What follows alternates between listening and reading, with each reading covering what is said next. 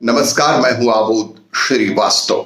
Amazing thought, amazing message, amazing information की दिशा में आज एक कदम और आगे। आज के इस दो चिंतन का विषय है आनंदमय दिमाग और जीवन के सुख। आपको ये मेरा वीडियो अच्छा लगे तो लाइक करें, शेयर करें और लाल बटन दबाकर सब्सक्राइब अवश्य करें। साथ ही बेल आइकन दबाना बिल्कुल ना भूलें। आज के इस प्रथम चिंतन का विषय आनंदमय दिमाग। आज के समय में हम सभी पैसे कमाने के लिए बेहद मेहनत कर रहे हैं। हम सोचते हैं पैसे से हमें खुशी मिलेगी। खुशी ऐसी चीज है जिसका प्रचार सबसे ज्यादा हो रहा है। हम यह सोचकर नशा करते हैं कि उसमें हमें खुशी मिलेगी। हम यह सोचकर किसी स्त्री के साथ रहना चाहते हैं कि उससे हमें खुशी मिलेगी। हम वह खेल खेलना चाहते हैं और सोचते हैं कि उससे हमें खुशी मिलेगी। मगर वह क्या चीज है जो हमें खुशी देती है?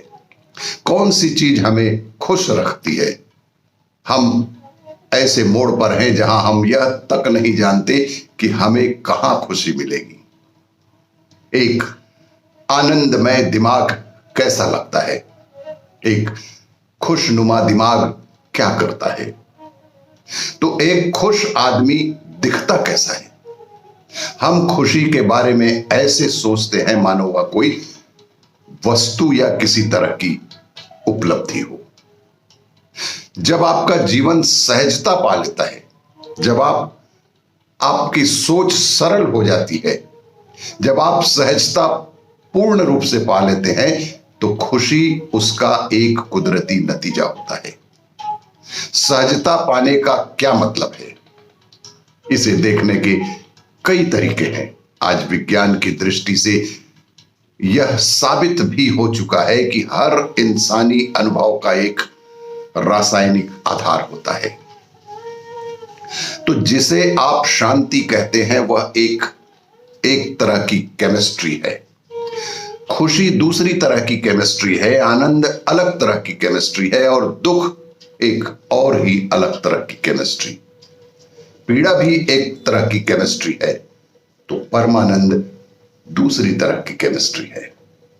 हर मानव अनुभव का एक रासायनिक आधार है और सरलता और सहजता से जीवन जीने से ही आनंदमय दिमाग खुशी को प्राप्त करने में तत्पर रहता है। आज के इस दूसरे चिंतन का विषय जीवन के सुख। पहले के समय में बहुत से बुद्धिमान लोग अपने आप में मस्त रहते थे। वे खुश रहने के लिए वो सारी चीजें नहीं करते थे जो आम तौर पर लोग आज करते हैं।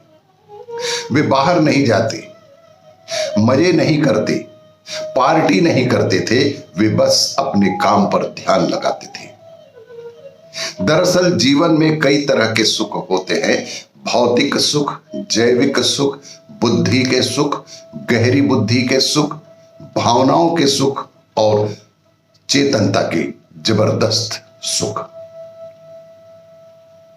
जो व्यक्ति अपनी तर्क बुद्धि या शुद्ध बुद्धि, जिसे संस्कृत की भाषा में प्रज्ञा कहते हैं, कि सुख का आनंद ले रहा है, उसके लिए वे चीजें कोई मायने नहीं रखती जिसे आप आनंददायक समझते हैं। दूसरे प्राणियों के लिए उनकी बायोलॉजी उनके जीवन का सबसे मुख्य हिस्सा होती है, लेकिन इंसान के रूप में पैदा होने पर आपकी बायोलॉजी आपके जीवन का मुख्य भाग नहीं रह जाती। इंसान के रूप में पैदा होने पर तर्क बुद्धि बहुत महत्वपूर्ण हो जाती है।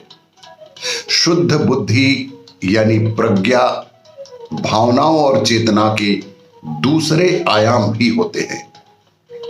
कुछ लोग सिर्फ भौतिक चीजों का आनंद ले सकते हैं, कुछ लोग बौद्धिक सुखों का, सुख के दूसरे आयामों का भी आनंद ले सकते हैं। और कुछ लोग बौद्धिक सुखों या सुख के दूसरे आयामों का आनंद लेते रहते हैं। जिन कामों में आपको मजा आता है वह लोगों को वो सारे काम नहीं कर रहे, इसका मतलब यह नहीं है कि वे मजा नहीं ले रहे। हर व्यक्ति अलग अलग तरह के सुख का आनंद ले रहा है। प्रत्येक व्यक्ति के सुख और संतुष्ट रहने के तरीके पृथक पृथक हैं और ऐसा होना भी चाहिए। अगर हर कोई एक ही चीज में लगा है तो वह एक मूर्ख समाज होगा और ऐसे समाज में जीवन के सुख का कोई स्थान ही ना होगा। आपको यह मेरा वीडियो अच्छा लगी तो लाइक करें, शेयर करें और सब्सक्राइब अवश्य करें। धन्यवाद।